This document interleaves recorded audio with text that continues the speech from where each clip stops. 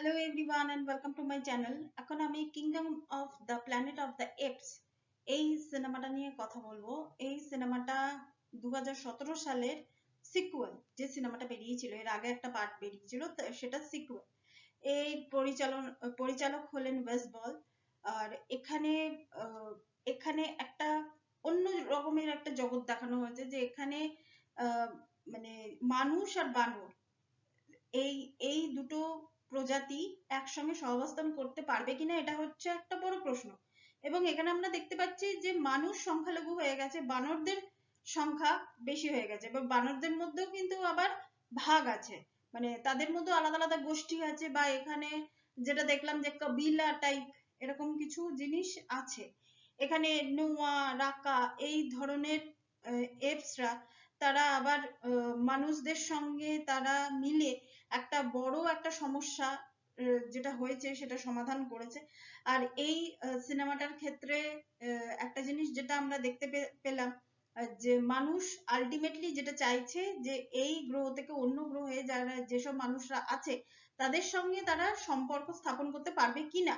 শুরু থেকে তাদের প্রচেষ্টা এটাই, এবং শেষ পর্যন্ত গিয়ে কি তারা সম্পর্ক স্থাপন করতে পারে কি পারে না, এটা নিয়ে হচ্ছে kingdom of the planet of the apps. এটা আপনাদের সিনেমা হলে গিয়ে দেখতে হবে। প্রথম কথা তো সিনেমাটা ভিজুয়ালি জাস্ট অসম।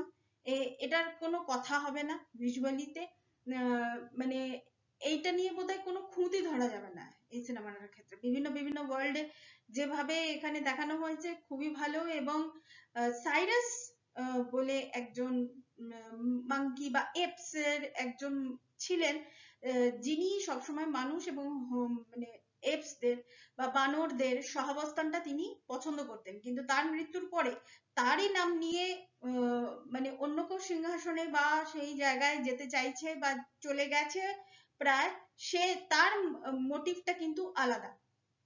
সে সবসময় মানুষদেরকে মানে ধ্বংস করবে এরকমই সে চাইছে। এবং সে বইপত্র এখানে আবার দেখানো হয়েছে যে এদের মধ্যে কেউ কেউ কিন্তু বই নিয়ে, বইতে কি কি লেখা থাকে না থাকে সেই সব জিনিস নিয়ে, খুব ইম্পর্টেন্ট ইম্পর্টেন্ট বই নিয়ে, তো সেই সব জিনিসগুলো কিন্তু এখানে দেখানো হয়েছে।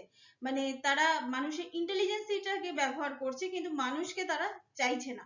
তো এরকমও একটা কিন্তু গ্রুপ আছে, এবং এই দুটো গ্রুপের মধ্যে আলটিমেটলি জয় কাদের হয়। এবং এখানে মানুষ, তো আমি প্রথমেই বললাম যে সংখ্যালঘুর পর্যায়ে চলে গেছে, তো মানুষ সেখানে কিভাবে এদের ক্ষেত্রে সাহায্য করলো, এবং নিজেদের জায়গাটা মানুষ মানে পরিষ্কার করলো, মানে মানে ক্লিয়ার করলো নিজেদের জায়গাটাকে। তো এটাই ছিল এই সিনেমাটা, আমার খুবই ভালো লেগেছে। আপনারা এই সিনেমাটা চাইলে হলে গিয়ে দেখতে পারেন। তো এটাই ছিল আমার রিয়াকশন এই সিনেমাটাকে নিয়ে। Thank you so much. That's all. Please keep watching and please subscribe my channel. Till then, goodbye.